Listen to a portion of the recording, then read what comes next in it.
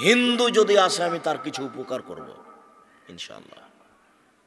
কত হিন্দু বক্তব্য নিয়ে দিন রাত পড়ে আছে, কানে লাগিয়ে রেখেছে। কত হাজারো হিন্দু,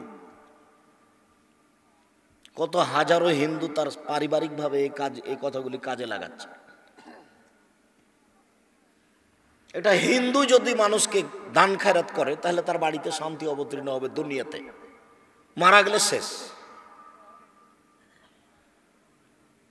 একটা হিন্দু মানুষের দান ইহকালে সুবিধা দিবে, পরকালে কোনো সুবিধা দিতে পারবে না।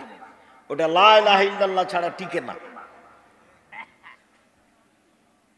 আগে বলতে হবে আশহাদু আল্লা ইলাহা ইল্লাল্লাহ ওয়া আশহাদু আন্না মুহাম্মাদুর রাসূলুল্লাহ, আমি সাক্ষ্য দিচ্ছি আল্লাহ ছাড়া কোনো মাবুদ নাই, আমি সাক্ষ্য দিচ্ছি মুহাম্মদ আল্লাহর রাসূল।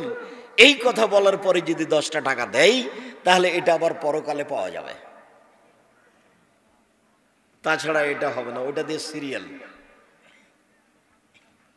কথাটা এসেছে খুব শক্ত করে বলে রাখলাম, মনে রাখিয়েন। রাসূল সাল্লাল্লাহু আলাইহি সাল্লাম বলেছেন মানুষের অর্থ সম্পদ 3 ভাগে বিভক্ত। মানুষ যা উপার্জন করে তা 3 ভাগে বিভক্ত। 1 মা কালা ফাফনা, যা খেলো তা নষ্ট হলো। ওমা লাভে সাফাবলা, যা পড়লো তা পুরাতন করলো, পুরাতন হয়ে নষ্ট হয়ে গেল। ওমা আতা ফাক্তানা, যা দিল তা জমা থেকে গেল। যা দান করলো তা জমা থেকে গেল। এটা কাউকে বুঝাতে হবে না। যেটা ফকিরে বলে সেটাই ঠিক, কিন্তু আপনার কৃপণতার কারণে আপনি ফকিরকে ভালো করে ভিক্ষা দিতে পারেন না। আবার ভিক্ষা দিচ্ছেন কোনগুলো?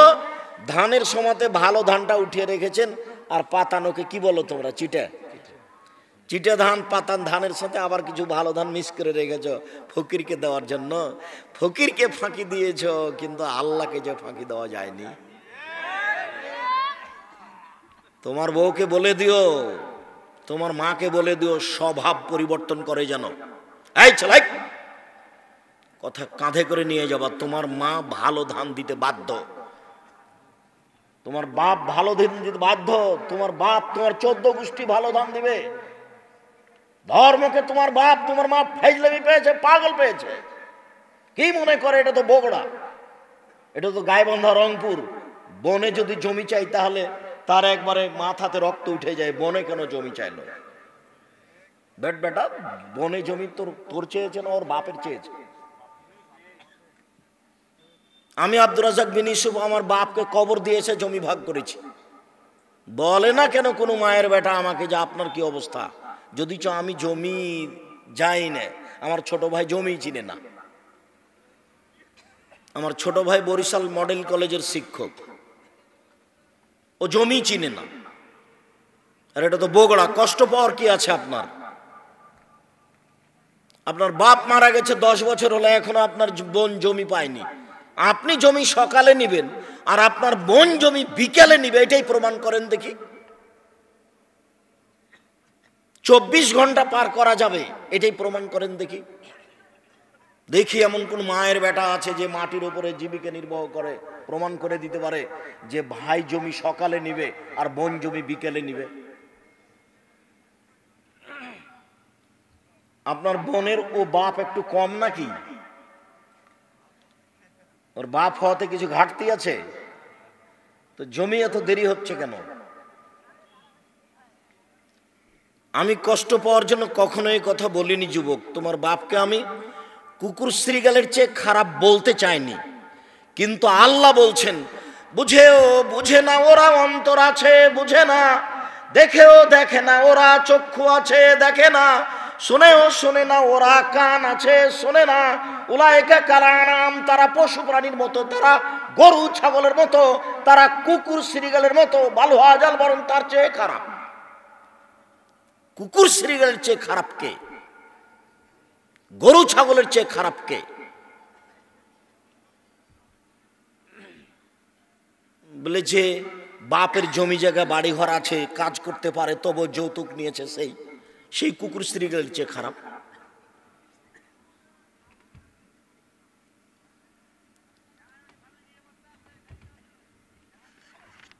যৌতুক নেবেন কেন?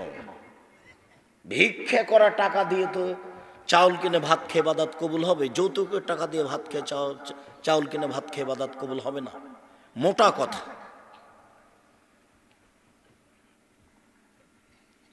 বনের জমি দিতে দেরি হলো কেন? কুকুর শ্রীগালির চেয়ে খারাপ মানুষ, এ কথা আল্লাহ বলছেন, আমি বলিনি। আপনি বলেন সে কে? মানুষের হক মেরে খেয়ে তাহাজ্জুদ পড়ে জান্নাত কিনা যাবে না। জমি জোর করে দখল করে তাহাজ্জুদ পড়ে জান্নাত কিনা যাবে না। সমাজের নেতৃত্ব দিয়ে মানুষের উপরে জুলুম করে, মানুষকে জেলে দিয়ে, মানুষকে অপমান করে জান্নাত কিনা যাবে না।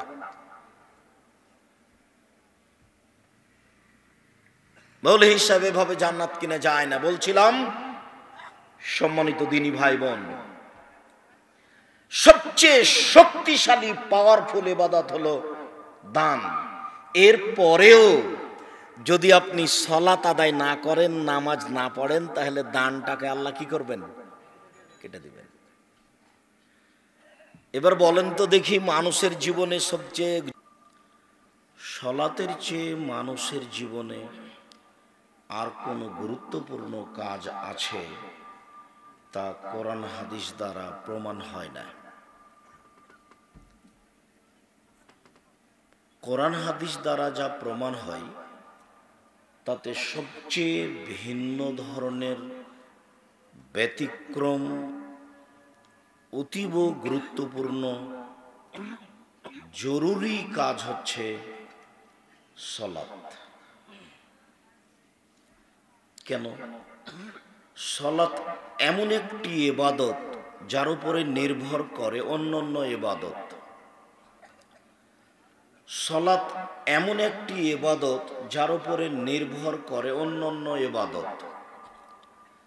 যদি সালাত কবুল হয় তাহলে অন্যান্য ইবাদত কবুল হবে, আর যদি সালাত কবুল না হয় তাহলে অন্যান্য কোনো ইবাদত কবুল হবে না। হ্যাঁ, এ কথাই ঠিক যে ইবাদতের জগতে সবচেয়ে দামি ইবাদত সিয়াম, রোজা। একেবারেই ভিন্ন ধরনের ইবাদত। কেন? পৃথিবীতে এমন কোনো ইবাদত নেই যার নেকি আল্লাহ নিজে হাতে দিবেন সিয়াম রোজা ব্যতীত। এই ছেলে, এটা খুলো তো, এটা খুলে না।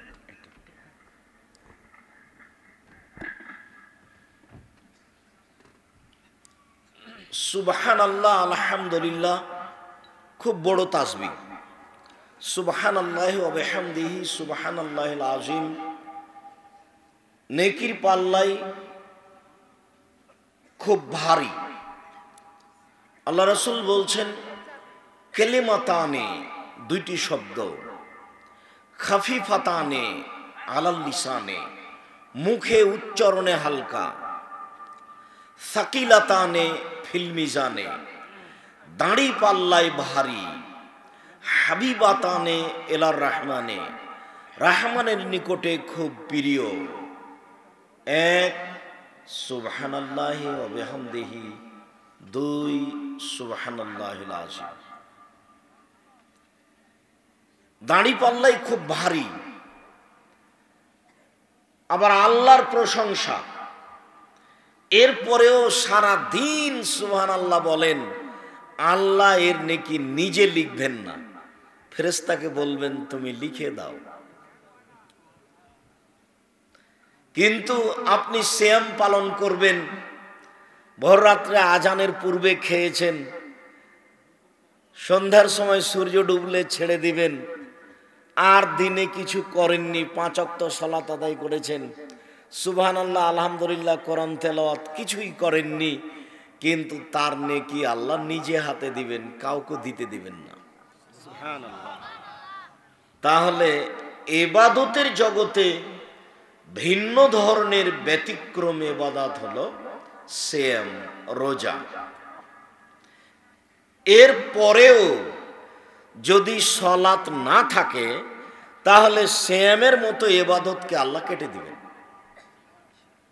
রোজার মতো ইবাদতকে আল্লাহ কেটে দিবেন, অথচ তার নেকি নিজে হাতে দিবেন।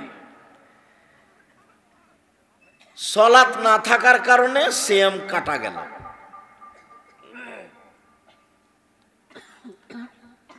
হজ একটা বড় ইবাদত।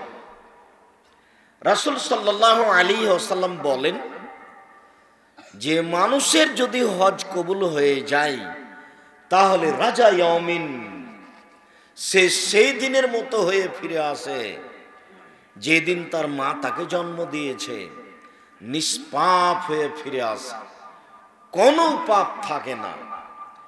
এরপরেও যদি ও সালাত আদায় না করে তাহলে হজের ইবাদতকে আল্লাহ কি করবেন? কেটে দিবেন। তাহলে ইবাদতের জগতে সবচেয়ে ভিন্ন ধরনের ব্যতিক্রম ইবাদত হচ্ছে সালাত।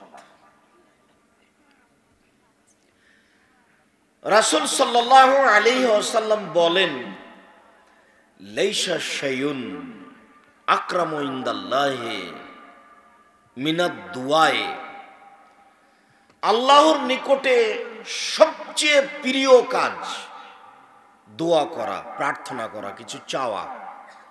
আল্লাহ তুমি আমার ভ্যানটার ব্যবস্থা করে দাও, এর নাম চাওয়া। আল্লাহ আমার বাড়ি ঘর নেই, তুমি 5 শতক জমির ব্যবস্থা করে দাও, এর নাম চাওয়া। আল্লাহর কাছে চাওয়া আর মানুষের কাছে চাওয়ার মধ্যে পার্থক্য আছে। আপনাদের এইটা গ্রামের নাম কি? লক্ষ্মী কলা। তো এই গ্রামের একটা ধনী মানুষের কাছে কালকে টাকা চেয়ে নিয়ে এসেছেন, আপনার ছেলের হাত ভেঙে গেছে বলে খুব অনুরোধ করে 5,000 টাকা কর্জ নিয়ে এসেছেন যে মেডিকেলে নিয়ে যাবেন। কালকে দিয়েছে 5,000। আজকে আবার কি যেন একটা দুর্ঘটনা হয়েছে, সে আবার গেছেন যে ভাইজান আমি খুব বিপদে পড়েছি আজকে, তা আবার 3,000 টাকার জন্য এসেছি। তখন উত্তর বলবে, তোর জন্য কি টাকা বানাই? এটা হলো মানুষের চরিত্র। একটা ফকির যদি 2 দিন 3 দিন আপনার বাড়িতে আসে তাহলে ফকিরের উপর আপনি বিরক্ত হয়ে যাবেন। কালকে তুই আসিসনি, কালই তো তোর হাতে টাকা দিলাম, এর আগেও তো একদিন দিয়েছি, তার মানে আপনি বিরক্ত হয়ে গেলেন। মানুষের কাছে চাইলে মানুষ বিরক্ত হয়, আর আল্লাহর কাছে না চাইলে আল্লাহ রাগান্বিত হন। দুইটা দুই রকম। মাল্লাম ইয়াসালিল্লাহ ইয়াগযাব আলাইহি, যে আল্লাহর কাছে চায় না আল্লাহ তার উপরে রাগ করেন, আর যে যত চাই তার উপরে তত খুশি, যে যত চাই তার উপরে তত খুশি। লাইসা শাইউন আকরামু ইনদাল্লাহি মিনাস সাওয়াল, চাওয়ার চেয়ে আল্লাহর নিকটে চাওয়ার চেয়ে আল্লাহর কাছে কোনো কাজ প্রিয় নয়। তো আপনি যদি সালাত আদায় না করেন তাহলে আল্লাহর কাছে চাওয়া কাজটাকে আল্লাহ কি করে দিবেন? কেটে দিবেন। রাসূল সাল্লাল্লাহু আলাইহি ওয়াসাল্লাম বলেন যে লাইসা শাইউন আহাব্বু ইলাল্লাহি মিন কাতরাতাইনি ওয়া আসারাইনি, কাতরাতুন ফি দুবুইন মিন খাশিয়াতিল্লাহ। আল্লাহর ভয়ে 1 ফোঁটা চোখের পানি আল্লাহর কাছে যত প্রিয়, পৃথিবীর কোনো কিছু আল্লাহর কাছে তত প্রিয় নয়। 1 ফোঁটা চোখের পানি, আল্লাহর ভয়ে যদি 1 ফোঁটা চোখের পানি পড়ে তাহলে এর চেয়ে আল্লাহর কাছে পৃথিবীতে আর কোনো ইবাদত প্রিয় নেই, এটাই সবচেয়ে প্রিয়। রাসূল সাল্লাল্লাহু আলাইহি ওয়াসাল্লাম বলেন, লাই ইয়ালিজার রাজুলুন নারা বাকা মিন খাশিয়াতিল্লাহ হাত্তা ইয়ালিজাল লাবানু ফি দারে। গাভীর বাট ওলান থেকে দুধ বের করে ভিতরে ঢোকানো যেমন অসম্ভব, আল্লাহর ভয়ে কাঁদে যে তার জাহান্নামে যাওয়া তেমনি অসম্ভব। এই কথা মুহাম্মদ সাল্লাল্লাহু আলাইহি সাল্লাম বলেন। গাভীর বান বাঁট ওলান থেকে চাপ দিয়ে দুধ বের করে ঢোকানো যাবে? এটা একটা অসম্ভব কাজ। তা আল্লাহ রাসূল বলছেন, যে আল্লাহর ভয়ে কাঁদে তার জাহান্নামে যাওয়াও এরকমই অসম্ভব। আপনার যদি সালাত না থাকে তাহলে এত বড় ভালো কাজটা আল্লাহ কেটে দিবেন। ইবাদতের জগতে সবচেয়ে দামি, শক্তিশালী, পাওয়ারফুল, ক্ষমতাধর ইবাদত হলো দান। ইবাদতের জগতে দানের চেয়ে শক্তিশালী কোনো ইবাদত নেই। বুঝলাম যে সবচেয়ে দামি ইবাদত সিয়াম, রোজা। এরপরেও সিয়াম রোজা শুধু আপনার উপকার করবে, অন্য কারো উপকার করতে পারবে না। বুঝলাম যে এক ফোঁটা চোখের পানি আল্লাহর কাছে সবচেয়ে বেশি প্রিয়। এরপরেও এক ফোঁটা চোখের পানি শুধু আপনার উপকার করবে, আর একজনের উপকার করতে পারবে না। বুঝলাম যে সালাত একেবারেই ভিন্ন ধরনের ইবাদত, নামাজ, সালাত। এরপরেও সালাত শুধু আপনার উপকার করতে পারে, অন্য কারো করতে পারে না। কিন্তু দান এমন শক্তিশালী ইবাদত যে আপনার থেকে আরো অন্যের উপরেও ক্ষমতা প্রয়োগ করতে পারে।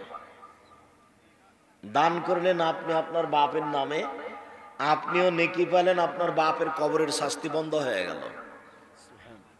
এই কথা আল্লাহ রাসূল বলছেন, ইন্না সাদকাতা তুতফিউ হাররাল কবুরে। নিশ্চয় দান কবরের শাস্তিকে বন্ধ করে দেয়। রাসূল সাল্লাল্লাহু আলাইহি ওয়াসাল্লাম বলেন, ইন্না সাদকাতা সিররে তুতফিউ গাযাবার রাব্বে। নিশ্চয় গোপন দান আল্লাহর রাগ, ক্রোধকে মিটিয়ে দেয়। ও লোক সালাত আদায় করেনি, ও পাপ করেছে, কিন্তু যখন ও দান করে তখন আল্লাহর রাগটা মিটে যায়, কমে যায়, থাকে না। এটার নাম দান।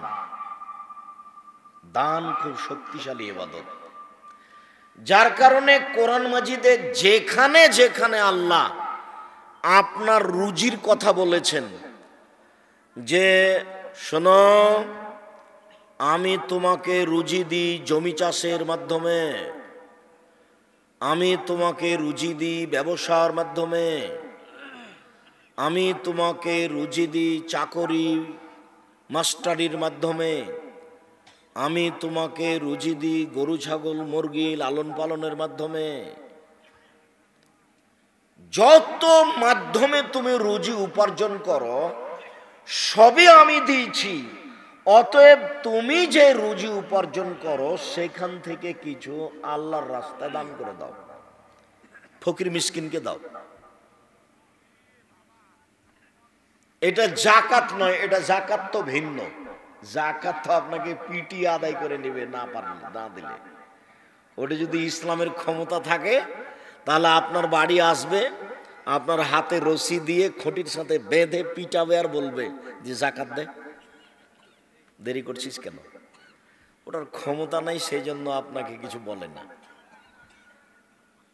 জাকাত তো আপনি দিতে বাধ্য। এখানে জাকাতের কথা নেই, দান, স্বাভাবিক দান।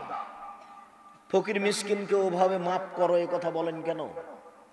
আজ থেকে বলে দিবেন, এই ছেলে তোমাকে বলছি, আজ থেকে তোমার মাকে বলে দিও। মুরব্বী আপনাকে বলছি, আপনার স্ত্রীকে বলে দিবেন, আজ থেকে, আজকের পর থেকে ব্যতিক্রম হয় নাই জানো। বাড়ি থেকে বের হলে শেরপুর বাজারে যাবেন, বগুড়া যাবেন, ঢাকা যাবেন, বউকে বলে দিবেন, তুমি তোমার মাকে বলে দিও, আম্মা 50টা 100টা টাকা আমাকে খুচরা দেন তো। 500 টাকার নোট খালি পকেটে থাকে, ফকির যখন আসে তখন খালি বলি মাফ কর, মাফ কর। 500 টাকা দেওয়াও যায় না। তো আপনি কিছু টাকা দিয়ে দিবেন খুচরা, আমাকে খালি ফকিরের কাছে ক্ষমা চাইতে হয়। ফকিরের কাছে আমি এত ক্ষমা চাইতে পারবো না আম্মা, আপনি আমাকে 50টা 100টা টাকা খুচরা দিবেন, যতবার আসবে ততবার দেব, যতবার আসবে ততবার দেব। ফকির ফিরে যাবে কেন? এই কথা আপনাকে আমি অনেক দিন থেকে বলছি। আর আপনি ওই 100-150 চাউল রান্না করবেন না, আপনার মা যত চাউল রান্না করতো ততটি রান্না করবেন, হাফ কেজি 1 কেজি। সারা দিন ফকিরে খাবে, ছেলে মেয়ে খাবে, রাতে গরুতে খাবে। এই কোন স্বভাব হলো যে 1-150 চাউল রান্না করেছেন, তারপর মেহমান এসেছে, তখন বলছে যে দুপুরের সময়তে তাহলে মেহমানকে খেতে দিলে কি করবা, তাহলে তো আমাদের আর থাকে না, এক কাজ করো চানাচুর বিস্কুট দিয়ে বিদায় করতে। এই স্বভাব কেন? বেশি করে রান্না করতে হবে, মেহমানকে খাওয়াতে হবে। আর যুবক, আমি তোমাকে তো বলেছি, তোমার বউ তো বুঝে না, তোমার বউয়ের তো স্বভাব ভালো নয়, তোমার বউ তো মেহমান দেখলে ভয় পায়। তোমার বলা উচিত, তোমার বউকে তুমি বলে দিও, আম্মা আপনি আমার সাথে থাকবেন খাবেন, আব্বা আপনি আমার সাথে থাকবেন খাবেন। আমার যত বোন আছে, বোনের ছেলে মেয়ে যারা আসবে তারা আমার সাথে খাবে থাকবে। আমার বাপের বন্ধু বান্ধব যত আত্মীয় স্বজন আছে, বংশীয় হোক আর আত্মীয়তার সাথে হোক, সব আমার বাড়িতে আসবে থাকবে খাবে, চিন্তা করবেন না, আপনি আমার সাথে থাকেন। তোমার বউয়ের স্বভাব তুমি জানো না, যে তোমার বড় বোনের ছেলে এসেছে কাল, তো তোমার বউ নাক সিটকানি দেয়। আজকে দেখছি তোমার ছোট বোনের ছেলে এসেছে, তো তোমার বউ বলছে যে তোমার বোনের ছেলেরা কি দিন রাত খাওয়াবো, আজকে বড়টা কালকে ছোটটা। তখন নিরুপায় হ্যাঁ পরিস্থিতি দেখে তখন তোমার মা তোমাকে আর তোমার বউকে বলছে, থাক মা তোমরা ভিন্ন হয়ে খাও, আমার নাতি নাতনি অনেক আছে, প্রতিদিন আসবে, তোমরা এত রান্না করে দিতে পারবে না, আমি বৃদ্ধা মানুষ, যেভাবে করি সেভাবে আমি নাতি নাতনি খাওয়াবো। তোমাকে তো ভারী লাগছে, কিন্তু তোমার মা তো আর ভারী করতে পারবে না। তোমার বোনের ছেলেকে তোমার মা তো আর ভারী করতে পারবে না, তোমার ভাইয়ের ছেলেকে তোমার মা তো আর ভারী করতে পারবে না, তোমার মা তো আর বলতে পারবে না যা এখন আসছিস কেন, তোকে খেতে দিতে পারবো না। একবারে খোলা বলে দিতে হবে, সবাই তোমার বাড়িতে খাবে। শোনো, আল্লাহ শুধু তোমাকে আর তোমার বউ দুইজনকে রুজি দিচ্ছিল, এবার তোমার মা আসলো 3 জনকে রুজি তোমার হাত দিয়ে দিবে, এবার তোমার বাপ আসলো 4 জনকে তোমার হাত দিয়ে রুজি দিবে, এবার তোমার বোনের ছেলে এসেছে 5 জনকে তোমার হাত দিয়ে রুজি দিবে। তোমার হাতটাকে কিভাবে আল্লাহ বাড়াচ্ছে দেখো। যত মানুষ বেশি হবে তত তোমার বাড়িতে বরকত হবে। তুমি এক হাতে দেখবা যে 10 জন 20 জন মানুষকে খাওয়াচ্ছ। আর যত মনটা সংকীর্ণ করবে তখন দান করা তো দূরের কথা, ভিক্ষা বের করা কঠিন হবে। ভিক্ষা বের করতে ভারী লাগবে। গ্রামের মক্তবের ওই লোকটা যদি এসে 1 পো 250 চাউল চায়, 250, তাহলে তোমার বউয়ের মাথা খারাপ হয়ে যাবে। ইবাদতের জগতে সবচেয়ে দামি, শক্তিশালী, ব্যতিক্রম, ভিন্ন ধরনের পাওয়ারফুল ইবাদত হলো দান। কোন ইবাদতের কাছে টিকতে পারে না। নীতিগতভাবে দান করতে শিখবেন, নীতিগতভাবে ফকির মিসকিনকে দিতে শিখবেন, কৃপণতা কেটে যাবে। আর কৃপণ লোক জান্নাতে যায় না। আল্লাহ রাসূল সকাল সন্ধ্যায় এভাবে বলতেন, আল্লাহুম্মা ইন্নী আউযু বিকা মিনাল বুখলে, হে আল্লাহ তোমার কাছে আমি কৃপণতা থেকে বাঁচতে চাই। তাহলে কৃপণতা কি জিনিস, যার থেকে নবী দিন রাত বাঁচতে চাইতেন।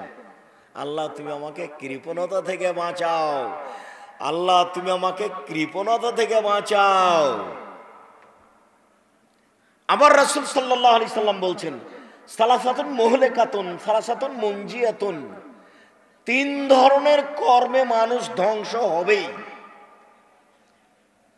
3 শ্রেণীর মানুষ ধ্বংস হবেই।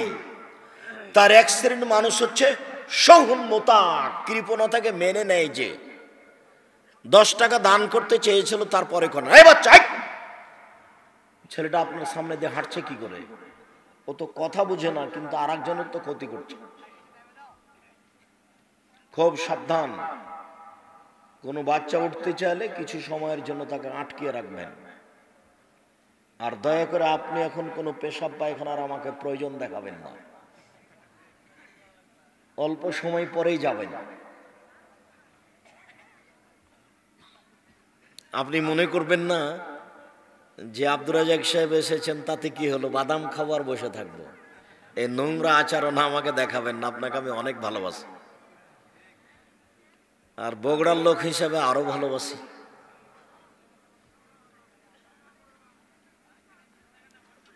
দিনরাতি বলে আসছি যে এখন তো 90 মানে 91 হয়ে গেল, মানে 21 হয়ে গেল, মানে 31 বছর থেকে বক্তব্য দিচ্ছে, 31 বছর থেকে। 31 বছর থেকে আমি কোনোদিন অপ্রয়োজনীয় বাক্য বলিনি। 31 বছরে আমি কোনোদিন কেসা কাহিনী বলিনি।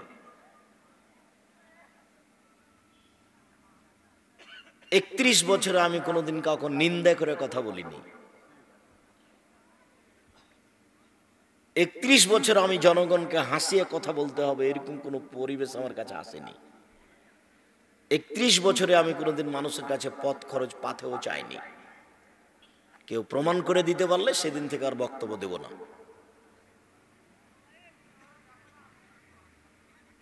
কাজেই যদিও আশা এখন কঠিন, আপনার ভালোবাসা অনেক, তবু আমি সময় করতে পারি না। চলে আসলে ভাই বোন আত্মীয় স্বজন ছেলে মেয়ে খালা ফুফু সবাই আসবেন সম্ভবপর, আমি আপনার কিছু না কিছু উপকার করবই করব ইনশাআল্লাহ। কিছু না কিছু উপকার করবই করব ইনশাআল্লাহ। যদি জানতে পারেন যে আব্দুর রাজাক সাহেব এসেছেন, তাহলে আশেপাশে কেউ আসবেন না। আপনি তো বহুদূরের কথা,